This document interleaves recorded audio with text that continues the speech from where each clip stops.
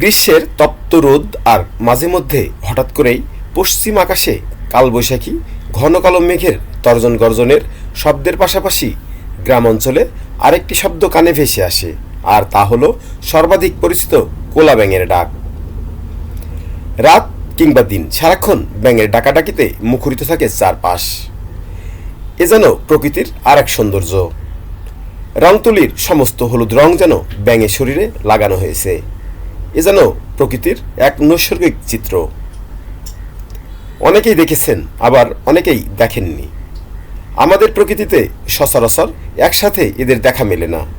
তবে বৈশাখ কিংবা জ্যৈষ্ঠ মাসের প্রথম বৃষ্টিপাতের পর ছোট ছোট জলাশয়ে জমে থাকা পানিতে হলুদ রঙের একসাথে অনেক ব্যাঙের দেখা মেলে।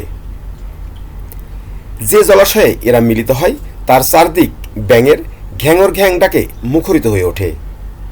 মূলত প্রজননের সময় একসাথে অনেকগুলো ব্যাঙের দেখা মিলবে। বর্ষাকালের শুরুতেই ব্যাঙের প্রজননের সময়। এ সময় নারী ব্যাঙকে আকৃষ্ট করতে পুরুষ ব্যাঙগুলো নিজের হালকা বাদামি ও সবুজ রং বদলে ফেলে এবং উজ্জ্বল হলুদ রং ধারণ করে। সঙ্গিনী পেতে গলা ফুলিয়ে শব্দ করতে থাকে অবিরাম। প্রজনন শেষে ব্যাঙগুলো আবার চলে যায় মাটির নিচের গর্তে। আবারও পরের বছর প্রজননের সময় গর্ত থেকে বের হবে এসব ব্যাঙ।